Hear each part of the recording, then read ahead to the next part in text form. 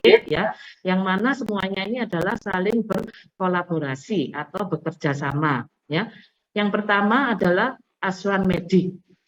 Jadi asuhan medik ini adalah asuhan yang diberikan oleh dokter ya. Jadi dokter ini adalah sebagai ketua atau ya, dalam, kemudian ada asuhan yang dilakukan oleh perawat. Kemudian yang ketiga ada asuhan farmasi ya, ini mengenai tentang obat ya, pengobatan ini yang dilakukan oleh apoteker atau sarjana kefarmasian.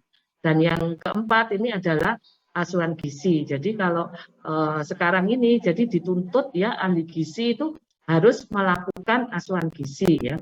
Kalau zaman saya dulu itu masih belum ada ya. Jadi sekarang ini dengan berkembangnya zaman, jadi profesi kita dituntut agar ahli gizi itu bisa betul-betul kompeten ya. Nah, salah satunya yaitu tadi dengan melakukan asuhan gizi. Nah, kegiatan PGRS ya itu ada 4 kegiatan ya. Ya, yang pertama adalah asuhan gizi rawat jalan, kemudian asuhan gizi rawat inap, ya. Yang ketiga penyelenggaraan makanan, dan keempat adalah penelitian dan pengembangan gizi terapan.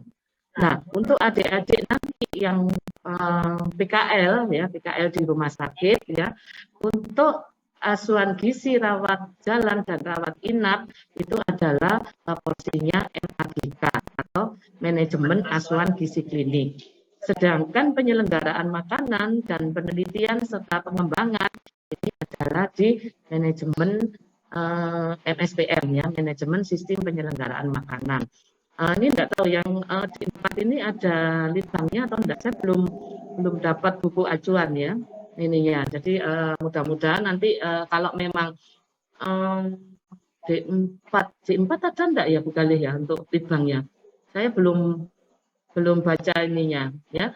Jadi nanti kalau memang ada, nanti adik-adik akan melakukan ya semua kegiatan ini ya, 4 kegiatan ini akan dilakukan PKL selama kurang lebih 12 minggu ya kalau nggak salah ya, 3 bulan atau 12 minggu. Jadi yang 1 bulan itu di kegiatan MSPM, yang 2 bulan itu di kegiatan MAGK. Ya, jadi karena SKS-nya berbeda. Ya, berikutnya ya. Nah, ini mekanisme ya. Jadi mekanisme pelayanan gizi di rumah sakit ya. Nah, ini nanti dibagi, jadi pasien masuk itu dibagi 2 ya, pasien rawat inap dan pasien rawat jalan. Nah, untuk di pasien rawat jalan itu akan dilakukan screening atau asuhan gizi ya. Nah, setelah dilakukan screening, pasien akan dilakukan asuhan gizi ya. Asuhan gizinya dengan format ADIME ya. Ada assessment dan diagnosis gizi ya, kemudian intervensinya berbentuk konseling, dan kemudian monef atau kontrol ulang. Nah, untuk di pasien rawat inap ya, pasien rawat inap ini pasien akan dilakukan screening ya. Screening ini dilakukan 1 kali 24 jam setelah pasien masuk. Nah, ini biasanya dilakukan oleh perawat. Jadi begitu pasien masuk akan dilakukan screening. Nah, apabila pasien itu berisiko ya, dia langsung dilakukan asesmen gizi ya dengan format ADIME ya. Jadi ada asesmen gizi, kemudian penentuan diagnosa gizi ya, intervensi gizi. Ini kalau untuk di pasien rawat inap ada pemberian diet, kemudian ada konseling dan edukasi ya. Nah, kemudian terakhir dilakukan evaluasi. Nah, apabila pasien tidak berisiko ya, kan ada pasien yang tidak berisiko malnutrisi ya, akan dilakukan screening ulang secara periodik. Jadi nanti itu yang melakukan ini biasanya adalah ahli gizi. Jadi misalnya pada di lembar screeningnya tidak berisiko, nanti ahli gizi akan melakukan rescreening. Jadi rescreening apabila ada risiko untuk malnutrisi, maka akan dilakukan asesmen gizi. Ya. Kemudian untuk ini adalah kegiatan di atau manajemen asuhan gizi klinik.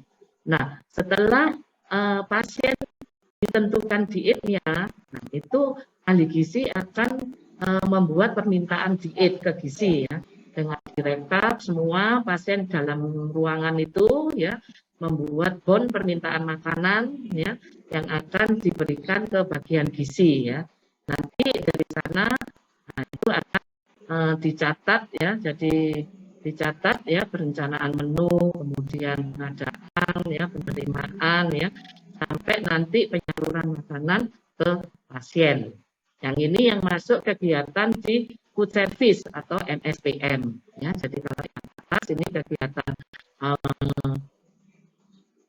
asesmen asuhan gizi, yang bawah adalah kegiatan penyelenggaraan makanan. Nah, karena apa saja sih kita sekarang ini sedang giat-giatnya akreditasi ya. Jadi gizi pun tidak luput dari kegiatan akreditasi. Nah, ada beberapa standar ini paling tidak saya ini kan ya, adik-adik paling tidak tahu istilah atau standar akreditasi apa yang ada kaitannya dengan pelayanan gizi ya. Yang pertama adalah IPSG atau SKP.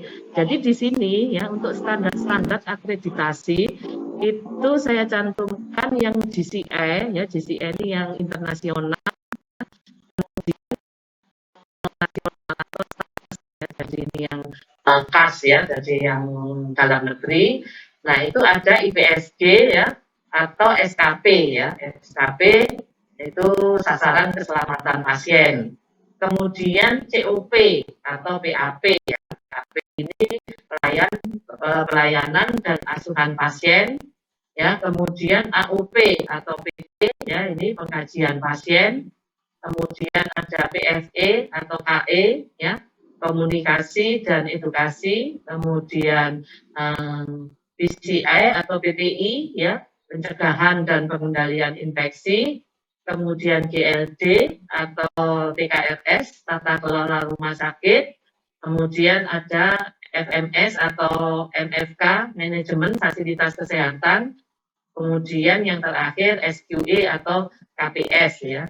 Nah, ini standar-standar akreditasi ini itu yang harus ada kaitannya dengan gizi. Jadi gizi ini harus memenuhi standar-standar akreditasi yang sudah ditetapkan. Nah, ini ya tadi kembali lagi ya dari pelayanan di mana saja sih masuknya. Ini pada waktu screening. Screening itu adalah asesmen pasien atau ya pengkajian pasien ya. Kemudian pada saat melakukan asesmen gizi ya, asesmen gizi yang ADIME tadi itu sudah masuk PAP atau pelayanan asuhan pasien ya. Kemudian di intervensi, nah, di intervensi ini kan memberikan edukasi. Nah ini ada komunikasi dan edukasi. Nah berikutnya ya, pada waktu di penyelenggaraan makanan. Penyelenggaraan makanan ya ini ada perencanaan, ada persiapan. Nah ini semua kaitannya ada PPI. Jadi itu nanti banyak standar-standar PPI yang harus dipenuhi di penyelenggaraan makanan. Nah, di samping PPI ini juga ada MFK, fasilitas. Ya, jadi contoh misalnya ya, termasuk MFK itu misalnya untuk telenan itu tidak boleh dari kayu. Kemudian pisau itu tidak boleh dicampur antara pisau lauk, pisau sayur, pisau buah, itu harus sendiri-sendiri, itu standarnya. Nah, itu kita harus memenuhi standar-standar tersebut ya. Kemudian PPI ini juga banyak ya, jadi untuk lantainya ya, lantainya itu harus bersih, kemudian penyimpanannya itu ada standar-standar yang harus dipenuhi. Nah, ini jadi apa saja standar-standar akreditasi ya yang kaitannya dengan pelayanan gizi. Yang pertama yaitu standar SKP atau IPSG ya. Kalau bahasa sononya kerennya atau GCE internasional patient safety goal. Nah, di situ ditentukan ya setiap pasien itu harus diidentifikasi dengan menggunakan minimal 2 identitas. Jadi minimal 2 identitas ya, yaitu ya bisa nama dan nomor rekam medik ya. Bisa juga misalnya tanggal lahir. Jadi minimal itu harus ada 2 identitas.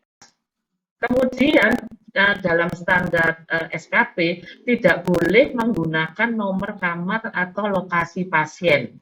Jadi misalnya pasien Pak Ali kamar 3 atau kamar 4 itu nggak boleh. Jadi untuk standar akreditasi itu tidak diperkenankan untuk mencantumkan nomor kamar atau lokasi pasien. Tapi yang tepat adalah nama dan tanggal lahir atau nomor rekam medik. Nah, untuk di gizi itu anunya adalah di barcode ya, jadi barcode makanan. Jadi makanan yang diberikan ke gizi ke pasien ya, dari gizi diberikan ke pasien itu harus mempunyai identitas atau barcode ya. Nah, itu di situ ada tercantum ya, dietnya apa, namanya, ruangannya di mana, itu lengkap ya. Itu semua untuk semua tindakan ya, jadi tidak hanya gizi saja, untuk pemeriksaan darah ya, foto itu semua juga harus diberikan label atau barcode ya. Nah, itu kemarin kita habis kena semprit Pak Direktur ya, jadi ada tanggalnya nggak sesuai ya, jadi kemarin ini lagi sedang rame kita ya. Jadi tanggalnya itu harus sesuai dengan yang diberikan.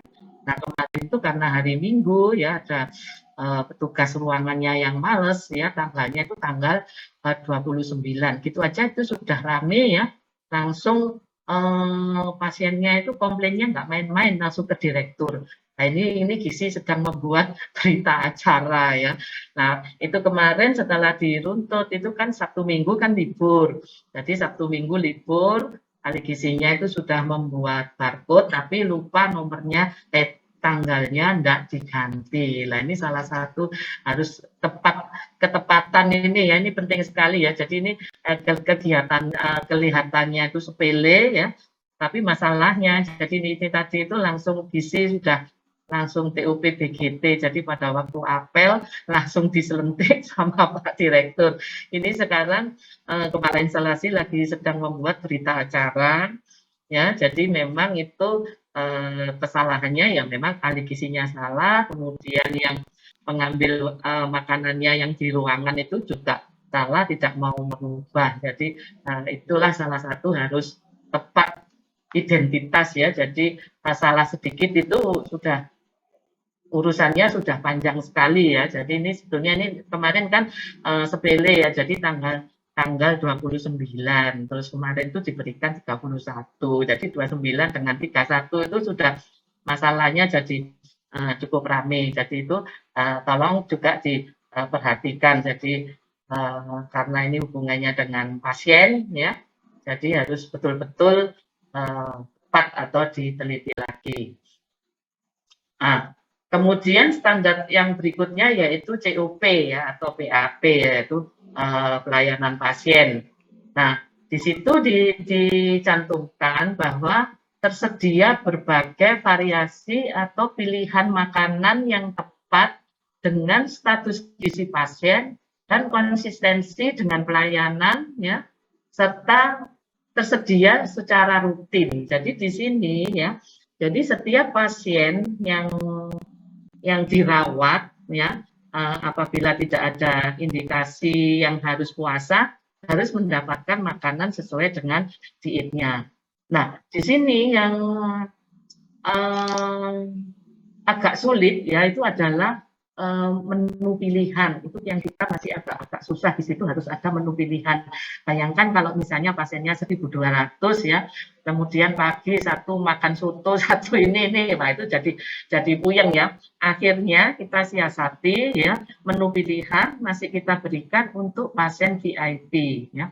Pasien VIP itu pun masih terbatas, tapi di standar akreditasinya itu harus ada menu pilihan ya. Sedangkan kalau untuk variasi ya kita sudah punya ya siklus menu ya, siklus menu kita ada siklus menu 10 hari. Jadi untuk yang di di Dr. Sutomo siklus menu 10 hari. Untuk menu 31 kita pakai menu 6. Jadi kita ambil menu tengah.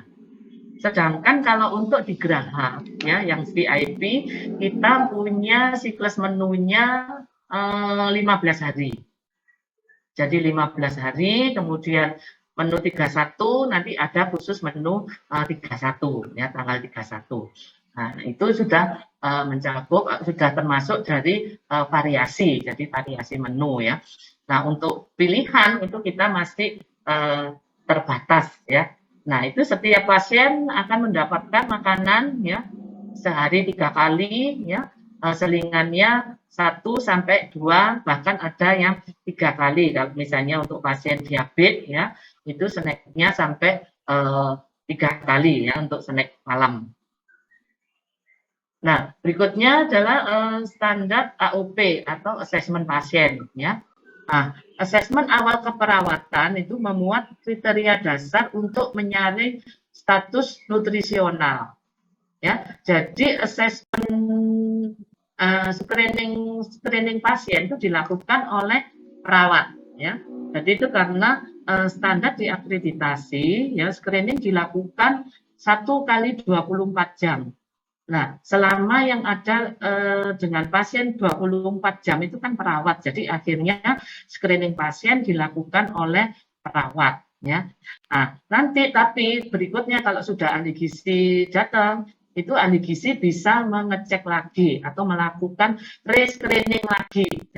Kadang kan ya perawatnya itu ngisi karena pasiennya banyak ya diisi tidak akhirnya tidak berisiko. Kemudian nanti ahli gizi akan merescreening lagi. Jadi merescreening lagi. Nah, apabila pasiennya berisiko malnutrisi itu akan dilakukan asuhan gizi.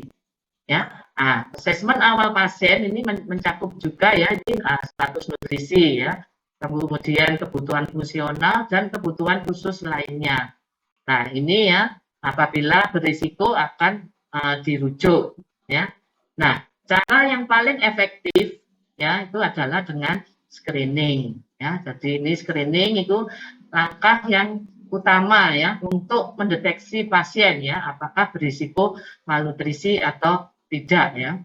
Nah, tujuan dari screening gizi itu adalah untuk menemukan pasien yang berisiko ya, berisiko malnutrisi atau tidak. Nah, nanti apabila pasien berisiko langsung dilakukan asesmen gizi. Apabila tidak berisiko itu bisa langsung diberikan makanan biasa. Tapi nanti suatu ketika atau 1 minggu lagi kita akan melakukan re-screening lagi. Jadi itu terus ya sampai nanti pasien dianggap sudah baik bisa pulang. Nah ini ya bisa berisiko dirujuk ke ahli gizi. Kemudian standar yang berikutnya yaitu PFE atau KE, ini komunikasi dan edukasi ya.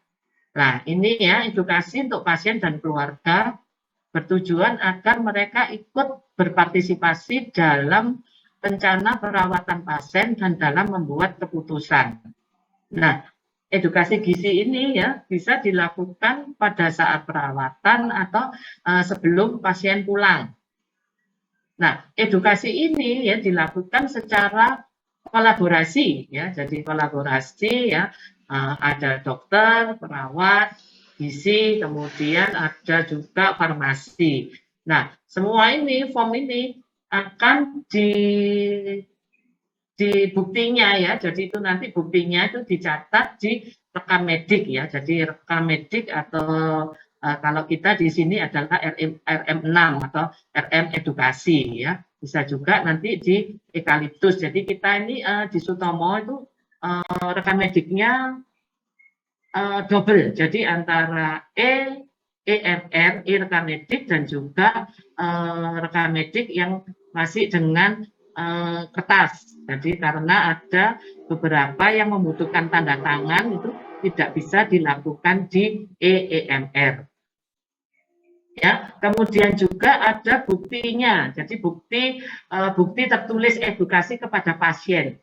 Nah, ini kita kemarin yang sekarang sedang kewalahan. Jadi semua bukti edukasi yang sudah diberikan pasien itu harus tertulis atau ada materi tertulisnya. Nah, untuk kita itu diberikan apa? Itu diberikan leaflet, ya. Jadi edukasi pada pasien itu kita berikan leaflet. Standar berikutnya yaitu PCI atau PPI, ya ini pengendalian infeksi, ya, adalah organisasi mengurangi risiko infeksi pada fasilitas yang terkait pada layanan makanan. Nah, bisa tercapai jika program food safety dilaksanakan dengan baik dan konsisten. Ya, itu nanti ada EP-EP-nya ya, standar-standarnya ini banyak sekali. Ini saya hanya sekilas saja, jadi paling tidak adik-adik itu agak terkontaminasi sedikit dengan standar-standar akreditasi. Jadi karena sekarang ini sedang rumah sakit gencar-gencarnya akreditasi, jadi semua pelayanan itu harus bersandar pada standar akreditasi. Nah, ini ada standar GLJ atau TKRS. Nah, ini adalah berkaitan dengan supply chain, ya, atau pengadaan barang-barang, ya. Jadi tentang tender apa-apa, ya, itu juga ada standar-standar, ya, yang harus dilakukan. Nah, sekarang ini yang baru, ya, adalah e-katalog, ya. Nah, ini Sutomo, ya, dengan Pemprov, ya, sedang merintis e-katalog. Jadi e-katalog itu adalah semua kebutuhan bahan makanan, ya, yang diperlukan oleh gizi itu harus terdapat di e-katalog. Nah, itu yang ini sekarang kita masih sedang sistem juga, ya.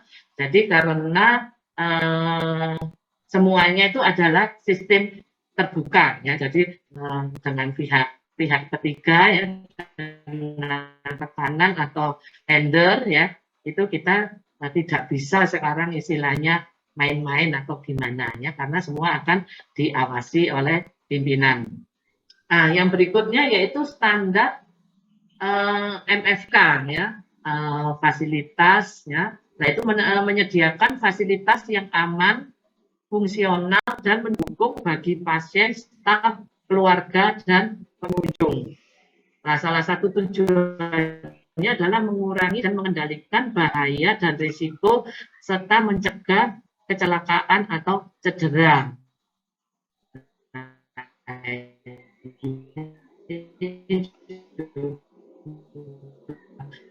Ruangan dapur, ya, itu tidak boleh dari kayu, jadi minimal semua harus stainless. Nah, itu kemarin gizi sudah mulai berbenah, ya, paling tidak memenuhi standar-standar akreditasi yang sudah ditentukan. Nah, berikutnya yaitu SQE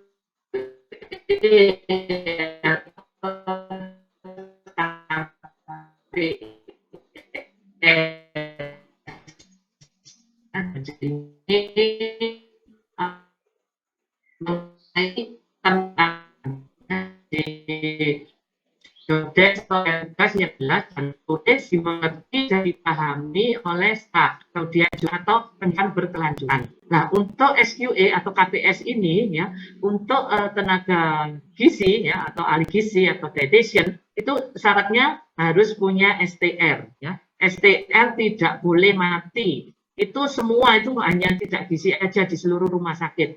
Jadi syaratnya misalnya ada satu tenaga pegawai yang STR-nya mati, langsung otomatis akreditasinya tidak lulus. Beratnya seperti itu. Jadi ini kemarin itu waktu GCE itu kita berat sekali. Jadi banyak misalnya dokter-dokter yang SDR-nya mati ini, nah itu tugas yang sangat berat sekali, ya. Akhirnya sekarang kita bikin punishment, ya, yang SDR-nya mati nggak ngurus itu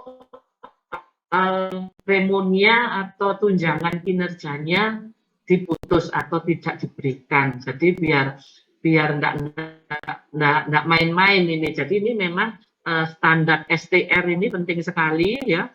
Jadi harus betul-betul. Jadi nanti kan adik-adik ini setelah lulus ini kan ada UKOM, terus ada apalagi itu Bu Gale ini untuk dapat STR ya. Kalau sekarang kan enak ya nanti ya. Jadi begitu lulus sudah punya STR ya. Kalau kita dulu belum ada ya. Jadi kita harus membuat portofolio ya. Jadi membuat portofolio. Ya ini nanti saya 2023 ini STR saya habis. Nah ini dari sekarang ini sudah harus mengajukan lagi ya dengan membuat portofolio ya. Jadi itu adalah pentingnya standar-standar. Kemudian juga penilaian kinerja ya. Penilaian kinerja ini itu juga kaitannya dengan sekarang itu dengan remun. Jadi kalau misalnya kinerjanya tidak memenuhi standar, berarti remunnya tidak bisa 100%. Jadi sekarang itu sampai seperti itu. Jadi ini sudah memang betul-betul diberlakukan ya. Jadi supaya pegawai itu enggak enak-enakan, enggak santai-santai. Jadi kalau misalnya standarnya enggak memenuhi, kinerjanya tidak memenuhi standar, ya ininya enggak bisa 100%, dia akan dikurangi. Ya, kemudian ini ada medical check up untuk staff ya. Jadi ini ya pegawai-pegawai yang langsung berhubungan dengan makanan ya, itu harus dilakukan general check up ya, tiap tahun ya. Nah, ini ada training dan pendidikan berkelanjutan ya. Jadi itu kita juga gantian ya. Misalnya ada pelatihan-pelatihan ya, itu kita juga mengirimkan tenaga kita secara bergantian. Ya, itu tadi standar akreditasi yang ada kaitannya dengan pelayanan gizi ya. Kembali kita lanjutkan ya untuk di Sutomo ya. Jadi ini saya dari empat kegiatan PGRS ya.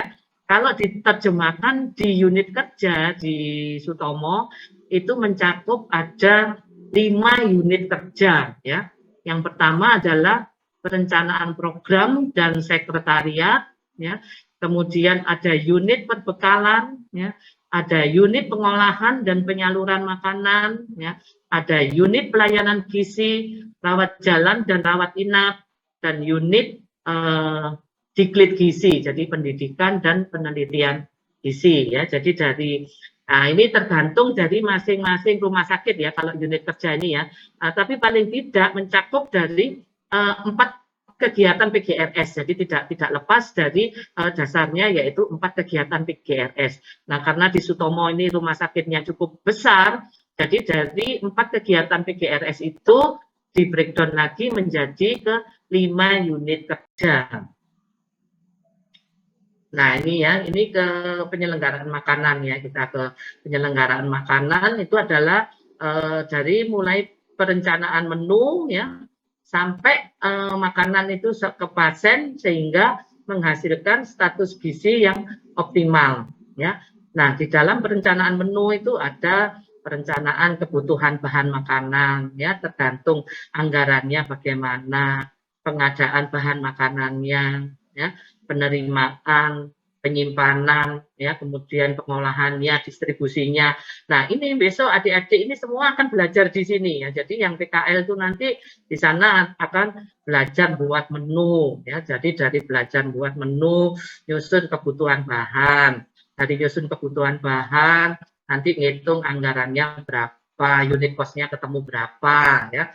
Kemudian nanti membuat pemesanan ya. Nanti akan belajar di sana ya. Jadi pada waktu nanti PKL ya akan diberikan tugas ya dari menyusun menu ya, menyusun menu sesuai kelas dan diet pasien ya. Jadi nanti diberikan tugas ya. Jadi misalnya membuat menu pasien diabetes, misalnya diabetes kelas 1. Nah, itu menu 3 hari biasanya gitu. Nanti dari situ ngitung bahannya apa saja ya. Bahannya apa saja yang diperlukan, terus ngitung unit cost-nya. Kita biasanya food cost ya, jadi karena kita tidak hanya menghitung dari bahan makanan. Nah, tujuan dari penyelenggaraan makanan ya, yaitu adalah makanan yang berkualitas baik ya, kemudian jumlah sesuai dengan kebutuhan gizi ya, kemudian juga sesuai dengan biaya dan aman. Kemudian juga pelayanan yang layak dan memadai. Nah, adapun sasaran ya dari penyelenggaraan makanan ini adalah pasien rawat inap, ya, petugas atau karyawan jaga, ya, yang kita juga memberikan makanan ya untuk karyawan, juga keluarga pasien. Keluarga pasien ini terutama adalah untuk pasien yang VIP ya, yang di Geraha ya, Geraha Merta, sama di ruang isolasi khusus, jadi ruang COVID atau ruang RIK itu ya, kalau ada keluarganya itu kita juga memberikan makanan. Nah, ini adalah alur penyelenggaraan makanan. Jadi penyelenggaraan makanan itu ya tergantung dari jenis pelayanan gizinya ya, berdasarkan dari PPMRS ini adalah peraturan pemberian makanan rumah sakit ya. Jadi kita hitung itu dasarnya adalah dari tahun kemarin ya. Jadi jumlah pasiennya berapa ini ya, kemudian kita menyusun menu ya. Menu ini kita mempunyai tim menu ya. Tim menu ini biasanya terdiri dari bagian perencanaan, kemudian ada dari bagian pengolahan, juga ada dari bagian ruang rawat ya. Ini untuk menyusun menu pasien ataupun karyawan. Ya, berikutnya yaitu pengadaan bahan. Nah, untuk pengadaan bahan ini dasarnya adalah kita ada spesifikasi dan survei pasar.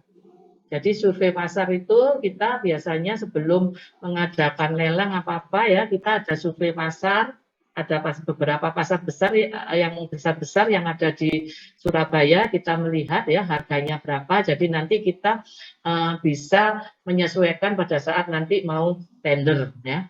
Kemudian pembelian bahan makanan.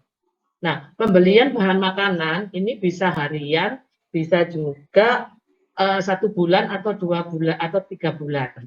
Yang harian ini biasanya adalah bahan makanan basah. Jadi bahan makanan basah itu misalnya sayur, buah, ya, kemudian ikan, ya, bumbu itu kita harian. Sedangkan yang 1 bulan atau 3 bulan itu adalah yang bahan kering. Bahan kering itu misalnya gula, ya, beras, minyak, ya, itu masuk bahan kering.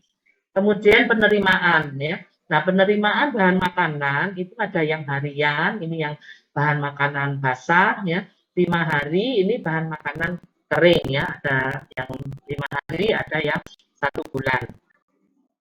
Kemudian penyimpanan bahan makanan. Jadi penyimpanan bahan makanan ini ada bahan makanan segar dan bahan makanan kering. Jadi itu kita biasanya yang bahan makanan segar ya penyimpanannya tidak terlalu lama ya. Yang agak lama itu yang bahan makanan kering. Nah, sistem penyimpanan itu kita memakai sistem FIFO ya, first in, first out atau FIFO ya, first expired, first out ya. Kemudian persiapan. Nah, ya persiapan itu ada persiapan lauk, sayur, bumbu dan buah. Kemudian untuk pengolahan.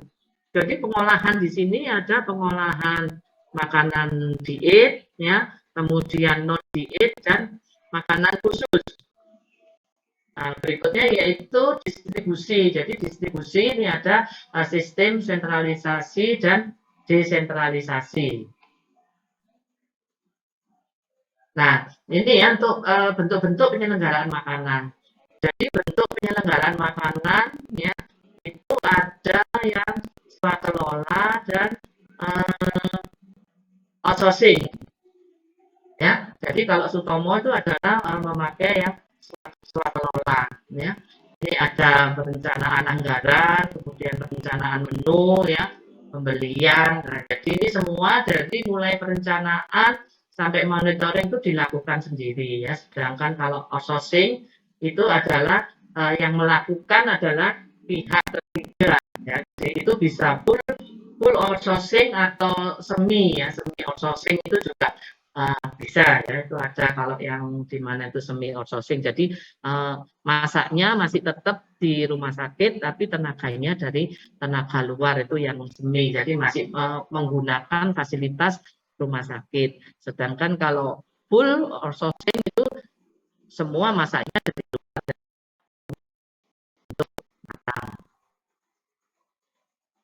Nah, berikutnya yaitu perencanaan program dan sekretariat. Nah, ini ya yang unit 1 tadi yaitu fungsinya menyelenggarakan, jadi perencanaan program dan sekretariat yaitu menyelenggarakan administrasi pelayanan rumah sakit ya, perencanaan program, pencatatan pelaporan, perlengkapan dan peralatan serta kepegawaian di instalasi gizi. Jadi ini unit perencanaan itu ya ada 3 urusan ya. Jadi urusan yaitu PPL ini yang pelaporan ya, catatan program dan pelaporan, kemudian ada urusan umum dan personalia dan urusan perlengkapan. Ini di unitnya perencanaan program.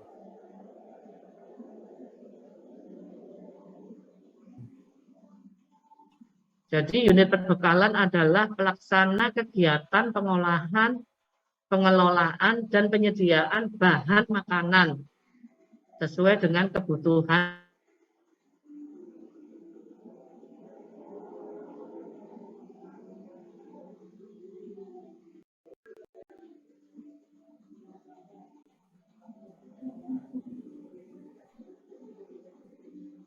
Halo? Masih dengar suara saya?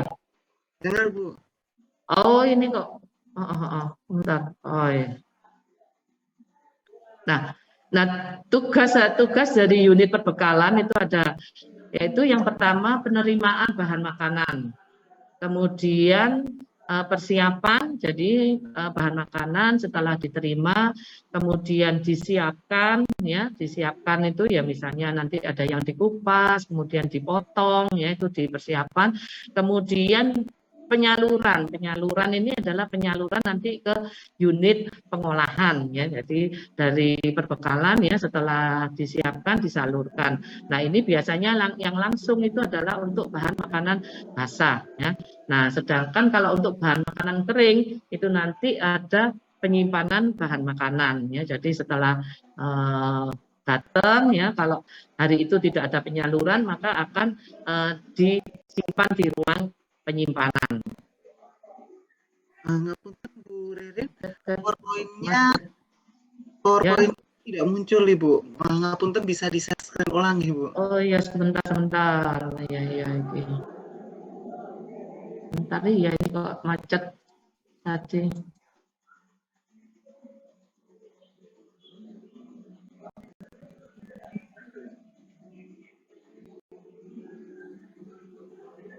Bentar ini tadi sempatan memang agak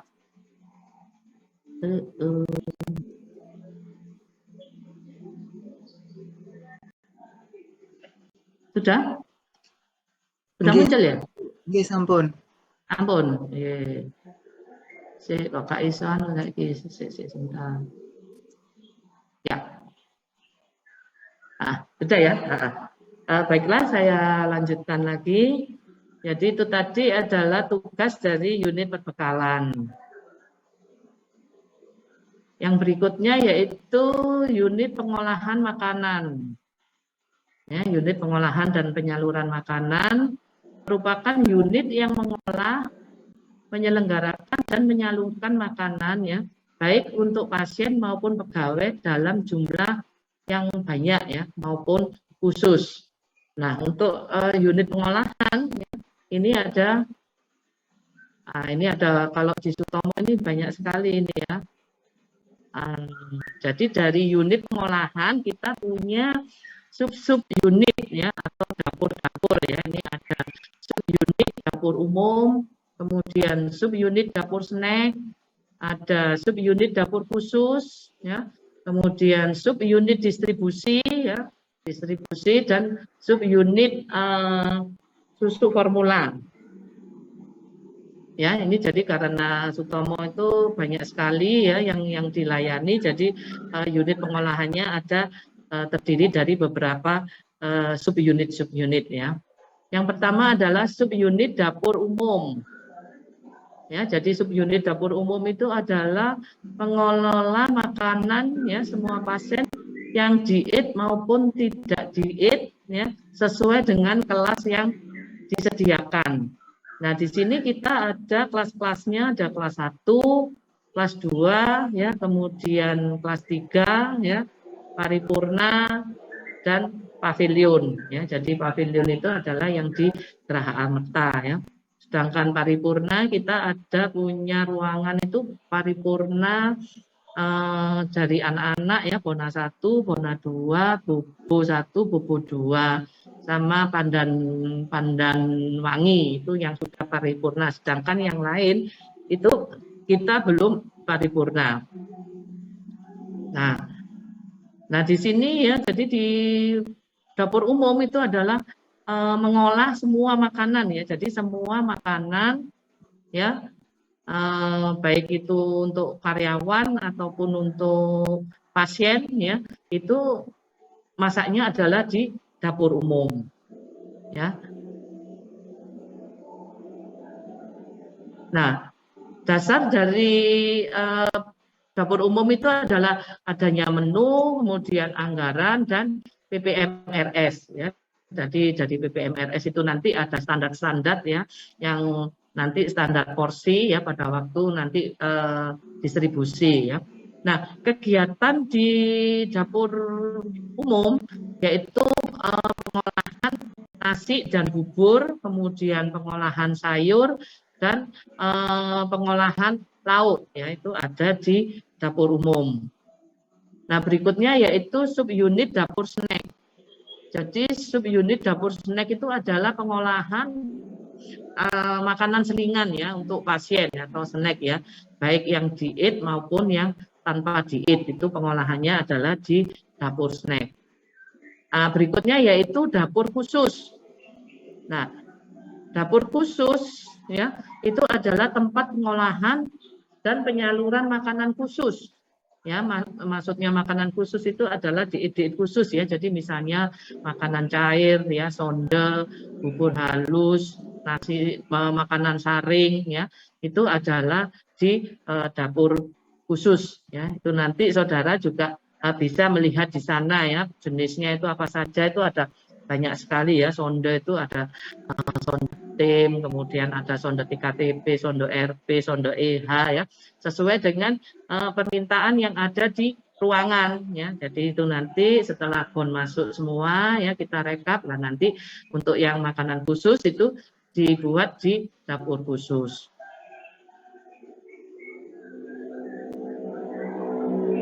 Nah, ini ya, jadi dapur khusus ya, pengolahan dan penyaluran makanan khusus. Nah, berikutnya yaitu subunit distribusi atau dapur distribusi ya. Di distribusi ini adalah pengolahan atau pembuatan nasi tim.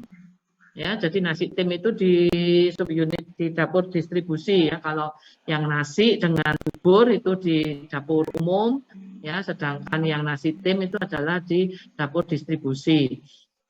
Di dapur distribusi ini adalah menyalurkan makanan ya kelas 1, kelas 2, kelas 3 ya. Jadi itu penyaluran makanan. Jadi semua penyaluran itu melalui dapur distribusi atau unit distribusi ya.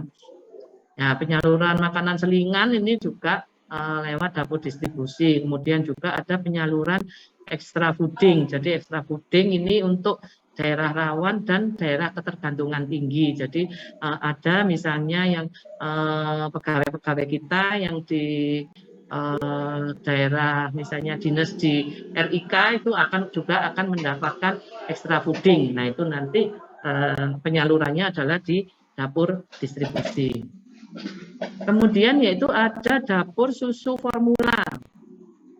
Jadi susu formula itu adalah tempat pembuatan dan penyaluran susu formula untuk bayi dengan kebutuhan khusus. Jadi ada yang biasanya bayi prematur atau apa itu ya yang dirawat di Sutomo ya, yang memerlukan susu-susu khusus. Nah itu kita juga memberikan susu sesuai dengan kebutuhan pasiennya. Nah ini yang sekarang agak kobol-kobol ini ya. Jadi itu pasiennya itu banyak sekali ya yang membutuhkan formula-formula komersial yang harganya mahal-mahal ya, sampai menguras anggaran itu sampai rame banyak susu yang kosong ini sekarang lagi bingung ya. Jadi karena Sutomo adalah merupakan rumah sakit tipe A ya, jadi ya ininya ya rujukannya ya rujukan tertinggi ini. Jadi akhirnya ya itu tadi yang susu-susu formula komersial itu menyedot anggaran cukup banyak. Ya, berikutnya yaitu pengolahan makanan. Jadi pengolahan makanan adalah mengubah atau memasak bahan makanan mentah menjadi makanan yang siap untuk disajikan atau dimakan. Nah, ini macam-macam pemasakan ya dengan medium air ya, itu misalnya merebus ya, blanching, menyetup, kemudian mengukus atau mengungkep. Kemudian dengan medium lemak atau minyak, yaitu menumis atau menggoreng. Berikutnya yaitu distribusi makanan. Ya, distribusi makanan itu adalah serangkaian kegiatan penyaluran makanan sesuai dengan jumlah porsi dan jenis makanan konsumen yang dilayani. Nah ini ada khusus unitnya adalah di dapur distribusi. Nah untuk jenis-jenis distribusi itu ada sudah sebagaimana kita tahu ya, ada sistem sentralisasi dan desentralisasi. Jadi sentralisasi adalah makanan disiapkan dan disajikan dari ruang pengolahan langsung diberikan ke pasien. Jadi tanpa melalui bukan di dapur ruangan. Jadi semuanya adalah di dapur sentral ya. Sedangkan desentralisasi ya, makanan diberikan dalam jumlah banyak dari ruang pengolahan dan akan ditempatkan pada alat saji pasien di pantry ruang perawatan. Ini yang desentral ya. Kalau kita di Sutomo sekarang semua sudah sentralisasi ya, jadi tidak ada makanan yang desentral. Jadi semua dilakukan di instalasi gizi. Nah, ada beberapa keuntungan dari sistem investasi ya. Keuntungannya ya, standar pemberiannya itu benar, kemudian kekurangannya itu lama ya, ruangan penyalurannya harus luas dan butuh tenaga banyak ya. Jadi nanti adik-adik itu bisa melihat ya, jadi pada waktu distribusi ya, kalau di Sutomo itu cukup jam-jam 10-11 itu adalah jam-jam sibuknya ya, itu nanti bisa dilihat itu banyak sekali ya, baik itu yang kelas itu yang pakai piring-piring, juga yang pasien kelas 3 itu yang pakai plato bertutup ya, itu cukup banyak nanti sampai disusun yang tinggi gitu ya. Kemudian yang berikutnya sistem distribusi yang sentralisasi ya. Desentralisasi keuntungannya itu cepat ya, karena dibagikan dalam jumlah banyak, kemudian nanti di ruangan tinggal ruangan yang membagi ya. Cepat, tenaganya sedikit, kekurangannya standar pemberian kurang tepat. Jadi kadang di ruangan itu kalau tidak tahu standarnya ya nanti kadang kurang tepat.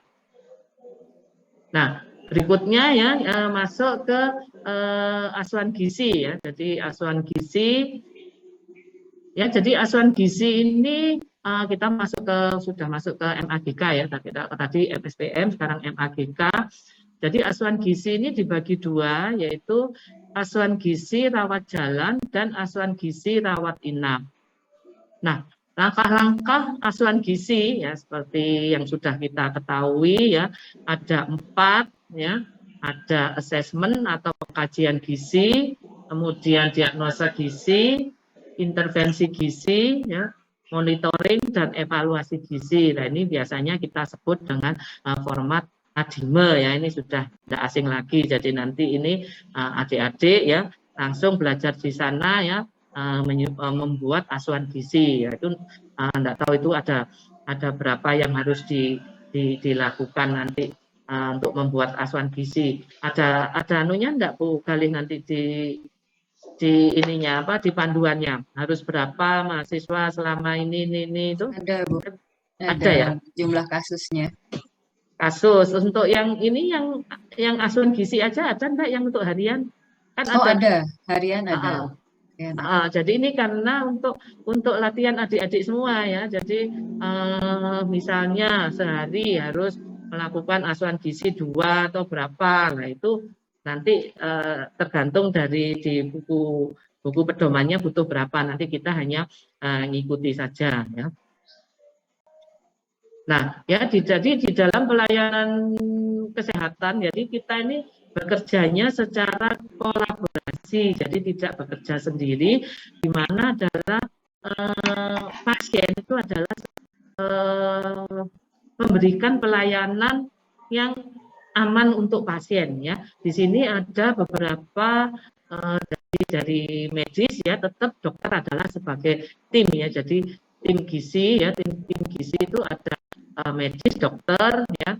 Kemudian ada perawat, ya, ada ahli gizi, farmasi, radiologi, terapi fisik, semua ini bekerjasama ya untuk memberikan pelayanan kesehatan yang tujuan utamanya adalah untuk keselamatan pasien. Jadi atau biasa disebut dengan patient care center ya, jadi perawatan berfokus pada pasien. Nah, di sini ada tugas-tugas ahli gizi ya, atau dietitian ya. Nah, ini kompetensi adik-adik nanti ya. Ya, yang pertama mengkaji hasil screening dari perawat dan order diet dari dokter ini dikaji. Ya. Misalnya ada diet yang tidak sesuai apa-apa itu boleh kita diskusi dengan dokternya ya. Jadi misalnya ternyata dari hasil pemeriksaan ada gula darahnya tinggi loh, dokternya kok belum menuliskan diet, itu kita bisa konsul ke dokternya loh, dok ininya tinggi kok dietnya apa enggak perlu diberikan ini. Nah, itu kita juga mengkaji. Kemudian melakukan pengajian gizi lanjut ya, ini yang untuk pasien-pasien berisiko malnutrisi ya, kita harus melakukan asesmen gizi ya. Kemudian menetapkan diagnosa gizi ya berdasarkan hasil kajian gizi, menyusun intervensi diet ya, meliputi tujuannya ya, dietnya apa, tujuannya ya, kemudian rencana konseling gizinya bagaimana, itu adalah tugas dari ahli gizi. Nah ini juga melakukan kerjasama dengan dokter terkait dengan diet ya, jadi misalnya ada yang harus dietnya berubah atau apa, itu kita bisa mengusulkan ke dokternya. Kemudian juga melakukan koordinasi dengan anggota tim asuhan gizi ya untuk melaksanakan intervensi gizi ya. Jadi misalnya, nah ini biasanya kita diskusi ya. Jadi ada kadang itu visite besar ya. Jadi visite besar itu biasanya itu dilakukan oleh dokter senior atau DPJP ya, yang dia akan melakukan visite untuk semua pasien. Itu biasanya kolaborasi. Jadi ada dokternya, ada perawat, kemudian juga ada ahli gizinya. Nah, itu nanti di situ kadang juga didiskusikan tentang dietnya pasien. Jadi ahli gizi harus tahu, harus hafal ya, pasien ini dietnya apa, pasien ini dietnya apa kalau pada waktu visite besar ya. Kemudian berikutnya melakukan pemantauan respon pasien terhadap intervensi yang diberikan ya. Jadi misalnya pasien diberikan nasi, kok enggak misalnya WIS-nya tinggi ya, WIS-nya tinggi ini, wah itu enggak bisa gini. Nah, berarti mungkin harus diganti bentuk makanannya. Jadi pasien misalnya tidak bisa makan nasi, diganti bubur atau bubur halus. Nah, itu juga tugas dari ahli gizi. Kemudian juga melakukan evaluasi terhadap proses asuhan gizi. Jadi kita juga tetap harus memantau ya. Jadi yang pasien-pasien yang malnutrisi atau pasien-pasien critical ill ya, itu harus kita evaluasi paling tidak asupannya setiap 3 hari. Jadi setiap 3 hari ahli gizinya ya harus memantau untuk pasien-pasien yang di critical ill ya. Kemudian melakukan edukasi gizi ya, meliputi konseling dan penyuluhan pada pasien dan keluarganya. Jadi itu tadi ya yang implementasi yang KE, konseling dan edukasi. Kemudian mencatat dan melaporkan hasil asuhan gizi pada dokter. Nah, itu biasanya sudah ada. Kalau kita sekarang ini sudah ERM ya, jadi sudah ada di eukaliptus ya. Jadi nanti dokter bisa melihat bagaimana hasil kerja dari ahli gizi. Kemudian melakukan pengkajian ulang jika tujuan tidak tercapai, yaitu tadi ya. Jadi pertama pasien tidak berisiko. Kemudian setelah 1 minggu atau apa, misalnya ada hasil labnya, misalnya gulanya tinggi atau apa, lah itu kita harus melakukan pengkajian ulang pada pasien tersebut. Ya. Kemudian melakukan ronde ya, jadi ronde pasien bersama tim. Nah ini biasanya yang ada yang visitor besar ya, jadi visitor besar itu kita juga ikut ya. Kemudian juga berpartisipasi dalam pertemuan. Jadi ada kasus-kasus misalnya bayi kembar siam apa-apa itu juga ada anggotanya dari nutrisi atau ahli gizi. Nah itu kita juga harus aktif di situ. Jadi kalau misalnya pas ada pertemuan apa-apa itu kita juga harus tahu asupan pasiennya itu berapa ini. Jadi pada waktu di rapat itu gizi bisa menerangkan tentang asupan makan pasien. Berikutnya yaitu asuhan gizi rawat jalan. Ya, jadi asuhan gizi ya, asuhan gizi yang dilakukan di rawat jalan ya. Jadi dimulai dari asesmen ya, sama ya, asesmen diagnosa gizi. Gizi atau edukasi gizi ya. Tujuannya memberikan pelayanan gizi pada pasien rawat jalan agar memperoleh diet yang sesuai dengan kebutuhan pasiennya. Nah, jadi sasaran pelayanan gizi rawat jalan yaitu pasien dan keluarga, kemudian kelompok pasien dengan masalah yang sama. Nah, ini misalnya biasanya ini kita juga memberikan edukasi ya pada pasien di polidiabetes. Jadi di polidiabetes nanti ada secara periodik ya ahli gizi ya akan memberikan edukasi di polidiabetes atau di polihamil ya tentang ibu hamil. Kemudian juga ada di polidalam ya. Di polidalam itu macam-macam ya. Jadi topiknya macam-macam, bisa pasien ginjal, bisa pasien hepatitis ya. Itu tergantung dari ininya, jadi kebutuhannya ya. Kemudian juga ini pasien individu ya, pasien individu yang pasien langsung datang dan kelompok masyarakat rumah sakit. Jadi masyarakat ini yang ada di rumah sakit ini biasanya kita juga memberikan edukasi misalnya kepada pegawai ya, pada pegawai ya, misalnya yang di mana itu. Kalau masyarakat itu dulu kita ada ini perkumpulan apa ya, ibu-ibu lansia apa ya. Nah, itu kita juga memberikan edukasi pada pasien tersebut. Nah, sarana prasarana ya yang ada di rawat jalan ya, ruang konseling ya, peralatannya ada kantor ya, meja, kursi ya, telepon, komputer, kemudian penunjangnya ya, ada food model bahan segar ya, leaflet bahan penukar ya, antropometri ya untuk mengukur tinggi badan, berat badan ya. Ini adalah sarana prasarana. Nah, ini adalah contoh-contoh leaflet ya.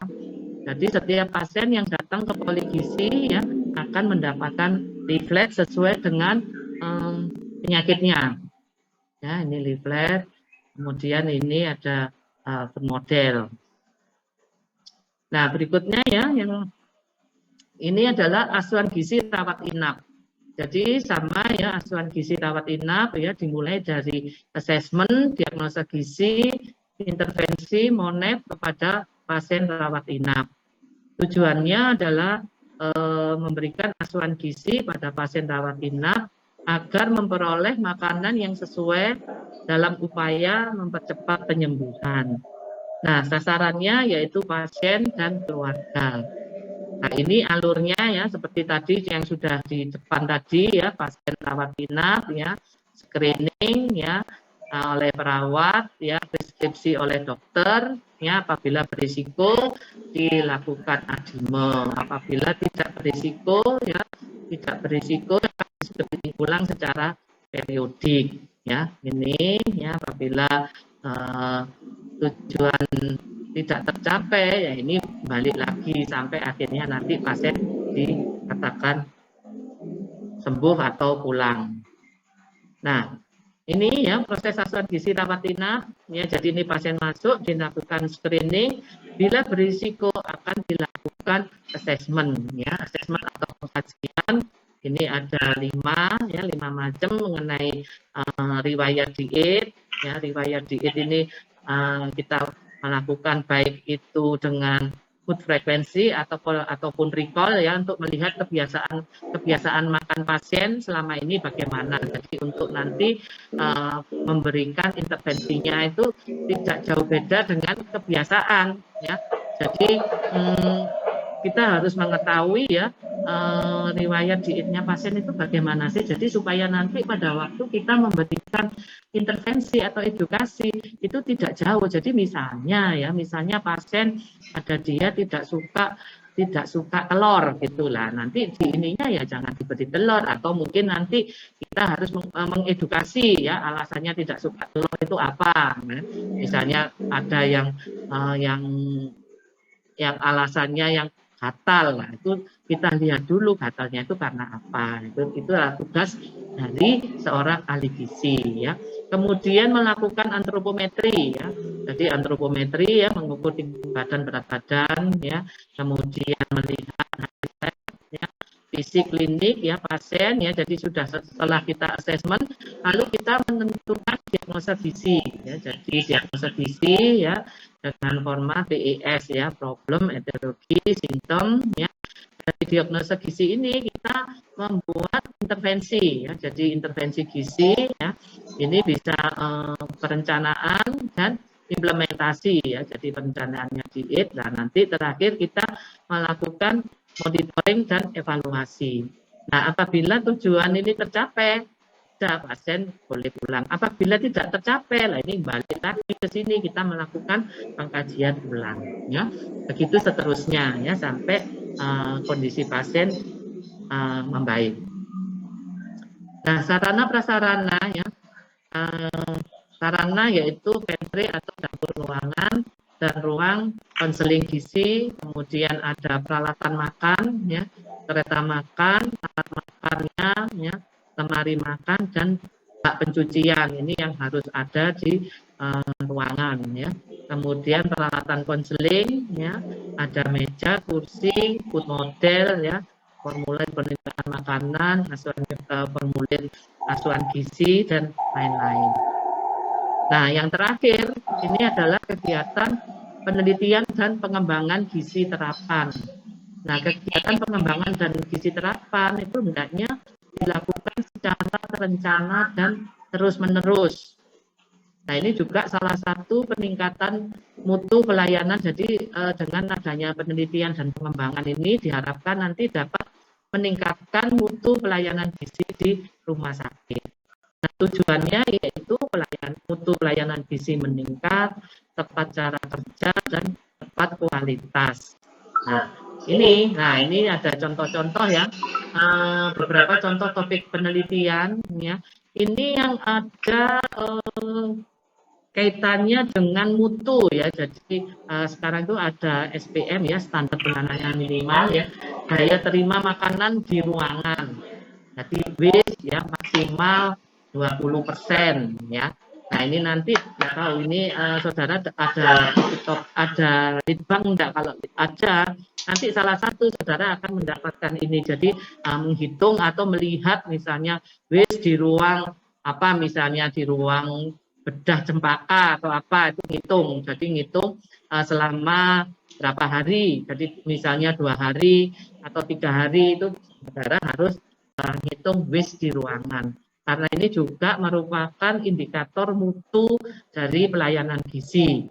Kemudian juga ketepatan diet yang disajikan, ya itu kita juga melihat apakah diet yang diberikan dari instalasi gizi itu sudah tepat. Nah, itu juga merupakan indikator mutu. Kemudian kepatuhan diet atau efektivitas konsultasi pada rawat jalan. Nah, itu nanti ini biasanya nanti saudara membuat kuesioner ya, membuat kuesioner diinikan ke pasiennya. Kemudian juga kelengkapan pengisian rekam medis. Nah, ini juga bisa kita membuat penelitian. Jadi kita melihat bagaimana sih kinerja ahli gizi di ruangan itu, nah, itu sudah berapa persen ininya. Kemudian juga kepuasan pasien. Nah, kepuasan pasien, nah ini juga merupakan indikator mutu pelayanan gizi. Nah, ini nanti kalau misalnya Anda ada litbang, nah mungkin nanti ini tugasnya hitung kepuasan pasien. Nanti saudara membuat kuesioner ya, membuat kuesioner, kemudian diinikan ke pasien ya, bisa pada pasien, bisa pada karyawan ya. Nah, ini sekarang kita yang sudah masih di jadi karena keterbatasan tenaga, jadi untuk kepuasan ini masih di Trio. Karena ini setiap bulan ini harus kita laporkan ke rumah sakit. Jadi ini adalah indikator mutu atau indikator kinerja dari layanan gizi. Ya. Demikian penyajian dari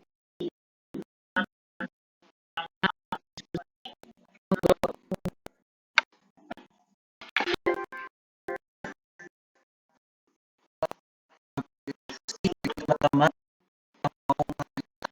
diskusi kemudian monggo bisa langsung menggunakan fitur raise hand teman-teman.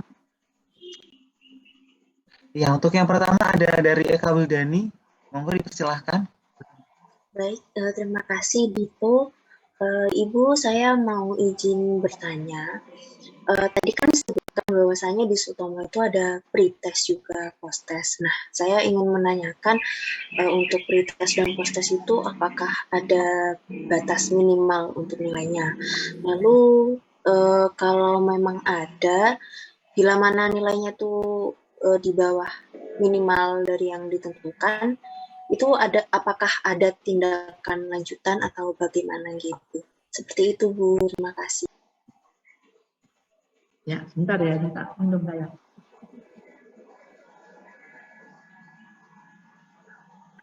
Ya, baik dari Mbak Eka ya. Mbak Eka besok PKL-nya di mana, Mbak?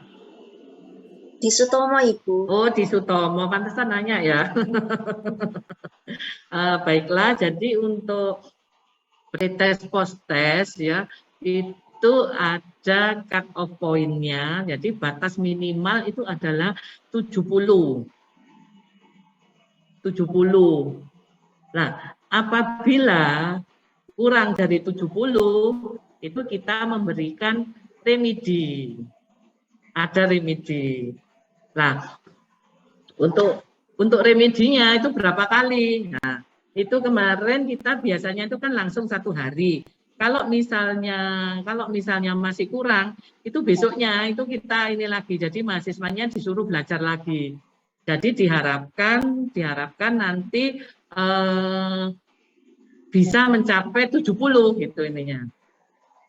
Jadi sampai berapa kali? Itu kemarin itu ada ini tuh sampai akhirnya 3 kali. Tadi sebetulnya sih kita mestinya cuma 2 ya. Jadi diharapkan dengan remedi kita berikan waktu bisa belajar lagi. Remedi kedua itu sudah bisa langsung lulus. Tapi kemarin itu ada dari mana itu dari Surakarta itu ininya itu. Sampai akhirnya 3 kali ininya baru bisa lulus. Jadi kita ininya karena nanti itu ada sertifikatnya kalau sudah mengikuti pradik dan pretest dan post-test. Jadi memang nilai harus minimal 70. Jadi ya diharapkan 1 kali ya paling enggak ya 2 kali gitu ininya. Itu Mbak Eka. Iya, kalau kalau kita dulu yang placement test itu ya kalau enggak memenuhi ya enggak bisa PKL. Yang dulu kita sebelum sebelum ada ini kan kita ada placement test dulu ininya. Dulu ada berapa kali karena memang ininya masih jauh gitu ininya. Kan ini nanti kalau kita anunya pakai Google Form toh ininya. Kalau Google Form kan bisa dipelajari. Pretestnya kan pakai Google Form. Kalau Google Form saya kira sekarang mahasiswa udah pinter-pinter ya. Bisa sekali langsung goal toh. Tapi sebetulnya intinya tidak hanya lulus, tapi saudara harus memahami. Jadi itu sebetulnya pretestnya itu banyak ya standar-standar akreditasi. Jadi untuk dari PPI cuci tangan itu tahapnya itu apa saja gitu-gitu ininya. Terus untuk K3RS itu cara aparnya itu bagaimana, kalau terjadi kebakaran itu harus bagaimana, kalau terjadi penculikan bayi itu harus lapor kemana, telepon kemana. Nah itu kisi-kisinya seperti itu ininya. Jadi semua tentang standar akreditasi. Jadi untuk pradik ya postesnya itu adalah semua standarnya akreditasi. Karena apa? Kita jadi untuk standar akreditasi ya. Jadi semua masyarakat atau masyarakat rumah sakit yang masuk di rumah sakit harus tahu cara cuci tangan yang benar. Terus kemudian apabila terjadi kebakaran itu harus kemana, harus ngapain. Itu sudah standar akreditasi itu ininya. Ya kalau itu code blue ya, kalau terjadi code blue itu harus bagaimana, tiba-tiba jalan ada orang pingsan di tengah, apa yang harus dilakukan ya. Itu sudah standar-standar akreditasi yang harus dikuasai oleh semua masyarakat rumah sakit gitu ininya ya. Nah ini sekarang kita ke anak didik kita, jadi sekarang setiap semua mau PKL itu harus dipradik dulu ya. Itu Mbak Eka, nggak usah khawatir ininya ya, pokoknya menyimak nanti kita ajari ya, ada pembekalannya ya. Nah ini nanti enggak tahu apakah nanti yang ini tuh sudah luring atau daring ya. Kalau misalnya luring ya saudara harus datang ke Sutomo, tapi kalau misalnya daring ya cukup di rumah masing-masing. Jadi nanti kita pembekalannya dari rumah sakit, nanti peserta dari tempat masing-masing. Ini enggak tahu, ini tadi saya sudah masuk, ya saya belum baca ini kayaknya dari diklat ini. Jadi untuk yang periode Agustus sudah September Oktober kayaknya ini yang nanti mau dijadikan satu, termasuk mungkin nanti ini yang dari Jember ya. Jember kan ada berapa? 7 ya? Iya Bu. 7 ya? Iya. Yang mau PKL di Sutomo berapa orang? Benar Bu, ada 7 orang. 7. Mungkin nanti bareng sama fisioterapi. Fisioterapi itu kemarin banyak, ada 42 sama 46. Karena dia ada 6 gelombang sampai Februari 2023. Jadi udah gelombang 1, 2, 3 sampai gelombang 6 itu kayaknya yang dari Surakarta itu, Poteker Surakarta. Nggak usah khawatir ya, nanti diajari ini anunya ya. Baik, ada lagi mungkin yang lain yang mau ditanyakan? Selanjutnya ada Wardah Kurnia terlebih dahulu, dipersilakan. Ya, ini monggo.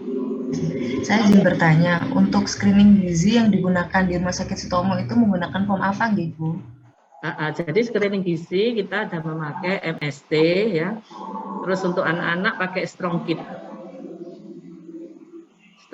Nanti juga diajari anunya, nanti enggak usah khawatir ininya, nanti dari CE-nya itu juga akan mengajari, akan menuntun. Terus formulirnya juga sudah ada dari kita. Jadi saudara nanti tinggal menanyakan, tinggal ngisi gitu, tentang menanyakan. Pakai MST ya, malnutrisi nutrition screening tool. Kalau anak-anak pakai strong kit ya mungkin nih. Baik, terima kasih. Atau itu nanti anunya screeningnya berapa itu nanti di itu kan ada di mana buku ininya buku apa buku panduannya itu ada berapa itu apakah sehari harus 10 atau 2 atau 1 saya belum baca berapa Bu Galih sudah ada belum untuk screening. Kalau sejauh ini masih ini Bu, nanti itu kan anak-anak diminta di 5 ruang ya, anak, penyakit dalam, bedah, objin, sama ya satu lagi. dalam Ya, bedah, anak, objin, satunya apa Bu? Apa saya satu lagi kok lupa. Nah di setiap stase itu 3 kasus kecil gitu Bu, 3 kasus kecil. Oke, nanti kasus besarnya itu 2 itu. Kasus besarnya 2. Sebentar. Untuk screeningnya? Kalau screeningnya per hari sepertinya itu belum belum saya lihat ini tadi saya cek kok kayaknya belum khusus untuk screening ada berapa kali itu belum ya Bu ya.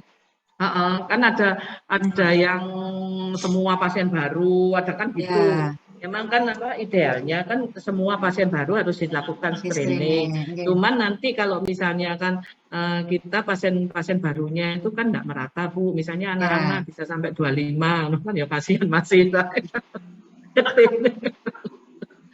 Monggo nanti kami diskusikan nanti kita ngikuti aja Bu anunya. Ya, Bu, terima kasih. Kami diskusikan terlebih dahulu. Ya, itu ya Mbak Wardah ya. Ya, Bu, terima kasih. Ya. Ada lagi tadi yang hand? Monggo buat teman-teman. Ya, selanjutnya ada Nadia Krisanti. Mbak Nadia. Iya Bu, saya izin bertanya untuk terkait saat kita PKL di sana kan nanti itu ada CI-nya ya Bu. Nah nanti juga kita dibagi di beberapa ruang. Itu apakah dari kita itu CI-nya itu dari ada beberapa atau hanya satu Bu? Dan saat kita ke pasien itu apabila ada yang tidak kita ketahui, apakah kita bisa bertanya kepada CI tersebut Bu? Terima kasih. Ya, baiklah ya. Jadi untuk CI ya, jadi satu mahasiswa itu satu CI ya. Tapi nanti kamu misalnya 7 ya. Nanti kita bisa menerbitkan CI-nya itu bisa sekitar 15-an kan. Jadi CI-nya itu menetap di ruangan itu. Jadi mahasiswanya yang mobile. Ya, jadi misalnya seperti Mbak Nadia, kamu hari ini di bedah aster gitu ya, hari ini di bedah aster. Nah itu nanti CI-nya ada di bedah aster. Terus besok di ruang anak-anak, nah itu CI-nya yang di anak-anak. Besoknya lagi di ruang penyakit dalam, CI-nya yang di penyakit dalam. Tapi prinsipnya satu mahasiswa dipegang satu CI gitu. Nah itu CI itu mesti harus ada di situ. Terutama misalnya untuk hari pertama atau pertama kali itu harus karena kita istilahnya masih mengajari full itu ininya. Jadi kalau misalnya nanti kamu enggak ngerti atau apa ini langsung tanya aja. Jadi CI-nya itu memang sudah dinas di ruangan itu. Jadi dia enggak kemana-mana CI-nya. Jadi saya sudah membagi ininya. Jadi misalnya hari ini CI-nya ada di penyakit jantung, ya sudah sehari full di situ. Kamu mungkin nanti di situ berapa hari ya kalau misalnya yang pas kasus kecil itu ya kan di situ. Nah CI itu ada di situ terus, boleh kamu nanya kalau nggak ngerti apa-apa, langsung diskusi di situ saat itu juga itu boleh, nggak apa-apa. Jadi misalnya kamu habis dapat screening pasien ya, screening misalnya screening 2 atau 3 pasien. Nah dari 2-3 pasien itu nanti satu yang dilakukan asuhan gizi misalnya gitu. Sudah kamu ngerjakan ini, kalau sudah ngerjakan dikonsulkan dengan CN-nya. Pada saat itu juga di ruangan itu boleh, nggak apa-apa. Jadi itu lebih enak. Jadi jangan ditumpuk-tumpuk nanti nunggu besok nunggu apa karena CN-nya ada di situ terus. Jadi enggak kemana-mana. Jadi si A itu sudah standby di ruangan itu, gitu ininya. Ya, jadi tinggal kamu mahasiswanya aja yang bisa memanfaatkan waktu ini enggak ini. Kadang kan mahasiswa itu masih bingung ini terus nanti konsulnya baru enggak selesai ngitung misalnya ya. Ngitung recall enggak langsung ketemu, baru nanti ngitungnya sore baru selesai ketemunya. Jangan seperti itu ya. Yang cepat aja. Jadi langsung kamu setelah screening ya, setelah screening tunjukkan ke si E-nya, Bu ini sudah betul belum, Kiki. Oh ya sudah betul ini. Udah ini nanti langsung kamu langsung melakukan asuhan gizi, misalnya dari tiga itu dipilih satu untuk dilakukan asuhan gizi. Sudah kamu langsung ke asuhan gizi. Nah, asuhan gizi ini kan kamu juga harus recall, harus apa ya ini anamnesa. Nah, dari recall itu cepat kamu hitung, ketemu nah, dari recall itu terus nanti ketemu sekian, terus dia butuhnya berapa, kamu ngitung kebutuhannya, nah itu harus yang cepat gitu loh, jangan nunggu baru besok, baru lusa lah, itu nanti numpuk. Jadi triknya supaya cepat nanti selesai itu nanti gitu. Jadi setelah ngitung ya recall ini langsung udah ketemunya sekian, terus saya rencana intervensinya ketemu sekian Bu, kamu ngitung perhitungan, tes. Ini sekian Bu, bener enggak ini. Nah, nanti baru kamu misalnya kalau yang asuhan gizi langsung kamu buat menu ininya. Oh pasiennya membuat kebutuhan dietnya itu misalnya diabetes 2100 kalori, itu apa saja ininya. Oh menunya iki, nasinya sekian, kemudian lauknya sekian, tempenya sekian, sayur sekian, ini tunjukkan Bu, ini sudah betul ini. Langsung aja di ruangan saat itu juga bisa ini. Ya. Nah. Ya, ada lagi yang mau ditanyakan? Ya, teman-teman, masih ada waktu. Buat teman-teman yang mau bertanya, bisa raise hand.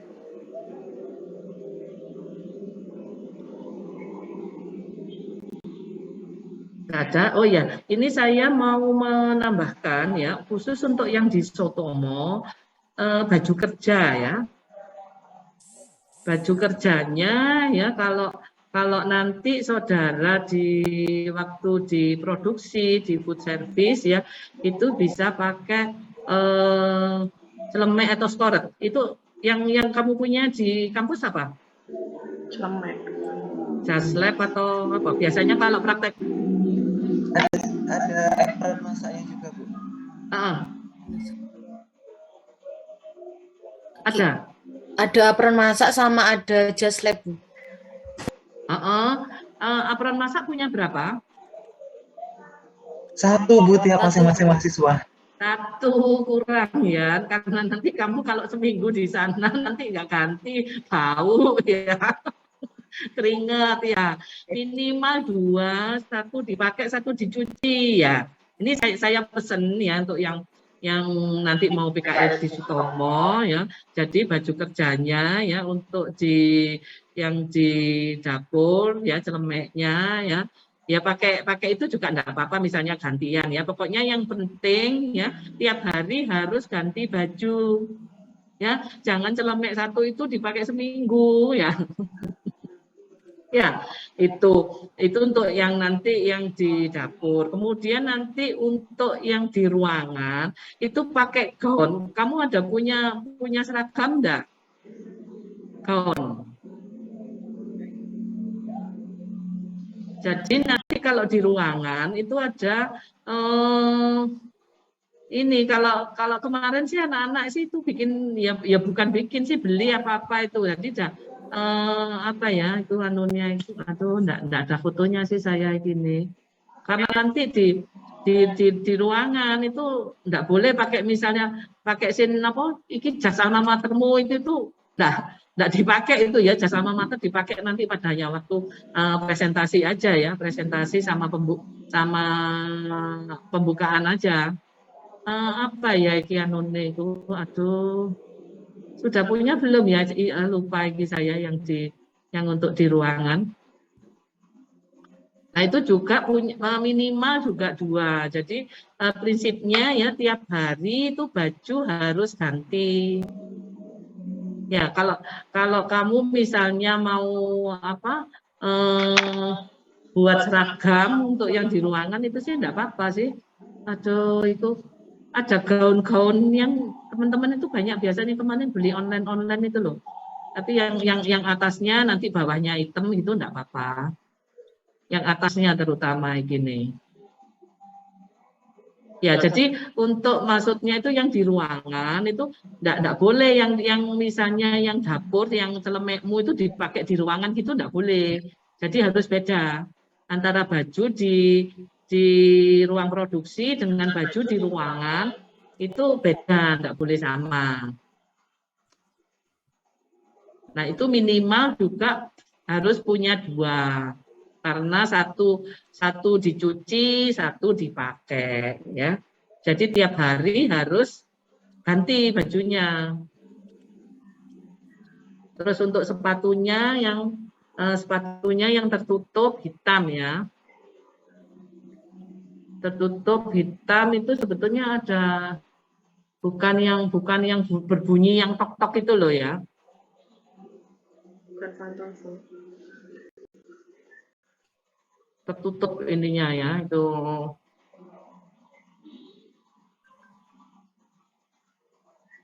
itu APD-nya gini.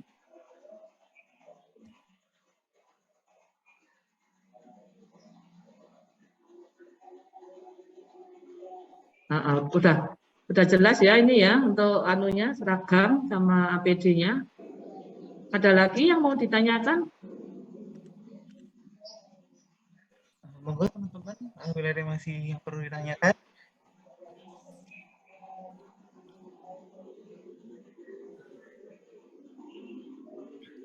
Mungkin saya izin menambahkan untuk persyaratan tiap rumah sakit itu kalau nggak salah ada di surat balasan ya Bu ya. Ini Sudah Bu ya? ya kami rekap gitu ya, nanti memang akan dalam waktu dekat akan kami umumkan ke tiap mahasiswa. Iya. Ya, tiap rumah sakit kan mungkin memang beda-beda itu Bu. Iya. Ya. Ya, makasih Bu Kale ya. Ada lagi mahasiswa yang mau ditanyakan?